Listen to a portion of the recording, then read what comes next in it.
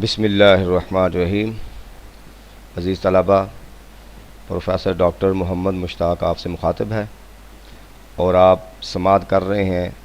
Doctor حافظ محمد مشتاق YouTube channel. آپ M اسلامیات کی تیاری کر رہے ہیں اور اس کے مختلف لیکچر سماعت کر رہے ہیں۔ تو ایم اسلامیات کا پیپر نمبر 5 اور اس کا پورشن تفسیر القرآن، آج ہمارا اس کا چھٹا لیکچر ہے۔ سورۃ الناس فی ظلال القرآن کی روشنی میں اس کی تفسیر جاری ہے۔ تو اس سے پہلے کے لیکچر میں انسان کو متنبہ کیا گیا ہے کہ خناس سے تم نے بچنا کیسے ہے، شیطانی وسوسوں سے بچنا کیسے ہے، اور شیطانی وسوسے جو ہوتے ہیں وہ کس پر حملہ کرتے ہیں اور کہاں سے پسپائی اختیار کر کے واپس چلے جاتے ہیں۔ تو یہ جو سلسلہ ہے ایک انسان اللہ کے بندوں اور شیطانوں کے درمیان، یہ معرکہ یہ آدم علیہ السلام سے لے کر آج تک چلتا آ رہا ہے اور قیامت تک یہ چلتا رہے گا۔ تو اللہ رب العزت کی بارگاہ میں جب شیطان نے ایک انکار کیا سجدہ کرنے سے آدم علیہ السلام کو،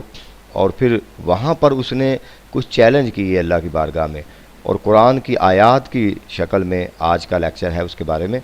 وَإِذْ قُلْنَا، اور جب ہم نے کہا متکلم کا صیغہ ہے، جمع متکلم کا، جب ہم نے کہا للملائکتی، فرشتوں سے، اسجدو، تم سجدہ کرو، تم سب سجدہ کرو، اسجدو جمع کا صیغہ ہے امر کا، تو حاضر کا صیغہ ہے آدم علیہ السلام کو۔ جب ہم نے فرشتوں سے کہا تم آدم علیہ السلام کو سجدہ کرو، فسجدو، سجدہ، سجدہ، سجدو، یہ جمع مذکر غائب، فعل ماضی معروف، تو سب نے سجدہ کیا الا ابلیس، ابلیس نے سجدہ نہیں کیا۔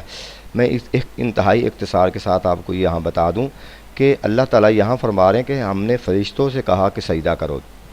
تو ابلیس نے سجدہ نہیں کیا۔ تو ابلیس فرشتہ نہیں تھا، فرشتے تو نور سے بنے ہیں، یہ آگ سے بنا ہے، تو پھر یہ کیوں بات آئی کہ ابلیس نے جب ابلیس کو اللہ نے کہا ہی نہیں تھا سجدہ کرنے کا، تو پھر اس نے انکار کیوں کیا؟ تو اس کی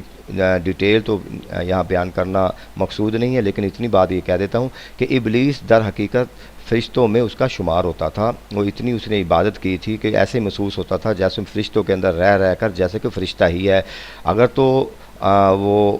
اکڑتا نہ اور کہہ دیتا کہ باری تعالیٰ یہ حکم مجھ پر لاگو نہیں ہوتا، میں انسان، میں فرشتہ نہیں ہوں، میں تو ابلیس ہوں، تو پھر اس کی بچت ہو سکتی تھی۔ تو بجائے اس کے وہ اکڑ گیا اور جس وجہ سے وہ مردود ہو گیا۔ تو الغرض اس نے آگے سے کیا کہا، قالا، کہنے لگا، اسجدو، کیا میں سجدہ کروں، حمزہ استفہامیہ، اسجدو، میں سجدہ کروں، یہ متکلم کا صیغہ ہے، لمن، اس شخص کو، خلقتا، تو نے پیدا کیا، یہ ماضی کا صیغہ ہے، ماضی حاضر کا صیغہ ہے، خلقتا، تو نے پیدا کیا ہے، طینا، مٹی سے، میں اس شخص کو پیدا کروں جس کو تو نے مٹی سے پیدا کیا ہے۔ قالا، تو کہنے لگا، ارائیت کا ھذا الذی کرمتا، اللہ کو اب چیلنج کر رہا ہے، ارائیت کا، یاد رکھ، دھیان رکھ، دیکھ پھر، یعنی یہ شیطان کہتا ہے، ھذا الذی، یہ وہ شخص، کرمت علیہ، جس کو تو نے مجھ پر عزت بخشی ہے، کرم یکرم، صرف یصرف کے وزن میں، کرمتا، تو نے عزت بخشی ہے۔ اللہ تعالیٰ کو کہہ رہا ہے شیطان کہ تو یاد رکھ اے اللہ تعالیٰ، اے باری تعالیٰ، وہ شخص جس کو تو نے مجھ پر عزت بخشی ہے، فضیلت بخشی ہے، لئن اخرتنی الی یوم القیامہ، اگر تو مجھے مہلت دے، قائم رکھ، یعنی اخرا یؤخر، تاخیر دے، یعنی کہ مجھے مہلت دے، الی یوم القیامت، قیامت کے دن تک، یہ شیطان کہہ رہا ہے، یعنی چیلنج بھی اللہ کو کر رہا ہے، جیسے دھمکی دے رہا ہے، اور پھر مہلت بھی اللہ سے مانگ رہا ہے کہ اگر مجھے قیامت تک تو مہلت دے دے، لَأَحْتَنِكَنَّ ذُرِّيَّتَهُ إِلَّا قَلِيلًا، یہ جو شخص ہے یعنی آدم علیہ السلام، میں ضرور، لام تاکید کا ہے، اور یہ نون یہ بھی تاکید کا ہے، یعنی انتہائی تاکید کے ساتھ، لَأَحْتَنِكَنَّ، میں ضرور بر میں گمراہ کروں گا، ان کو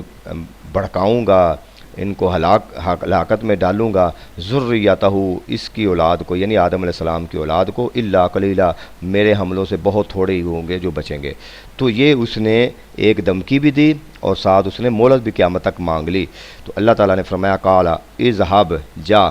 تجھے مہلت دی، اذهب، اب اللہ تعالیٰ چاہتے تو اس کے وار سے بچنے کے لیے اور لوگوں کو بچانے کے لیے اس کو مہلت نہ دیتے، لیکن اللہ رب العزت نے، اب وہ حاکم بھی ہے، حکمت والا ہے، حکیم ہے، وہ بہتر جانتا ہے کہ بندوں کا اس نے حساب کتاب لینا ہے، آزمائش کرنی ہے، اس لیے اس کو مہلت دے دی۔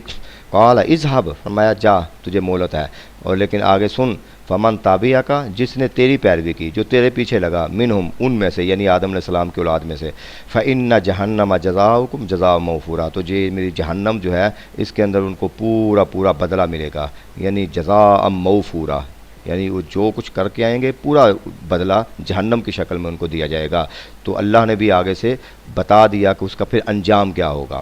پھر ساتھ یہ کہہ دیا شیطان کو، وَاسْتَفْزِزْ، استفزازہ یستفزز، اس سے امر کا صیغہ ہے، وَاسْتَفْزِزْ، جا پھسلا دے، پھسلا تو، یعنی تجھے کھلی چھٹی ہے۔ شیطان کو کہا، من استطاعت منہم بصوتک، جہاں تیری طاقت ہے، جہاں تیرا بس چلتا ہے، ان کو پھسلا دے، بصوتک، اپنی آواز دے کر، اپنی دعوت دے کر، ان کو بلا کر، جیسے بھی کر سکتا ہے ان کو پھسلا، یعنی آدم علیہ السلام کی اولاد کو۔ وَأَجْلِبْ عَلَيْهِمْ، چڑھا دے، اجلبا یجلبو، یہ بھی اجلب، یہ بھی امر کا صیغہ ہے، اجلب علیہم، ان پر چڑھا دے، بخیلک،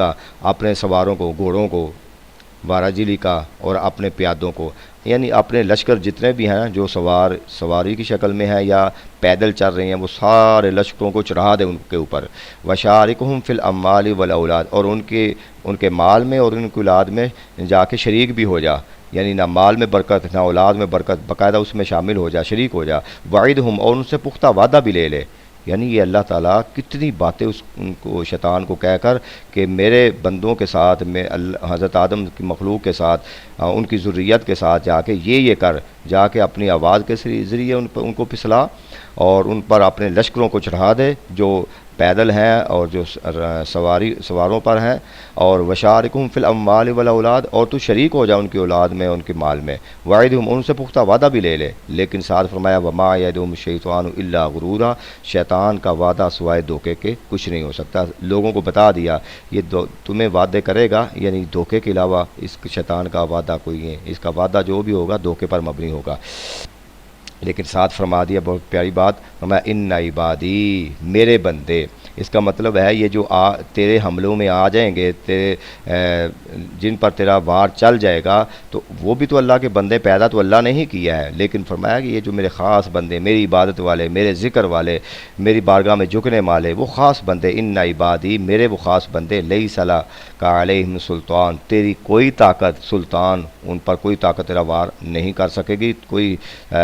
قوت ان پر وار نہیں کر سکے گی۔ وکفا بربک وکیلا، اور تیرا رب ان کے لیے کافی ہے کارساز۔ تو وہ بھروسہ کریں گے مجھ پر، اور وہ میرے ساتھ ان کا تعلق ہوگا، میرے ساتھ نسبت ہوگی، میرے ذکر میں مصروف ہوں گے، لہٰذا یہ میرا ذکر اور میری قربت، میں ان کا کارساز ہوں گا، ان کا وکیل ہوں گا۔ پھر تیرے حملے اور چھپ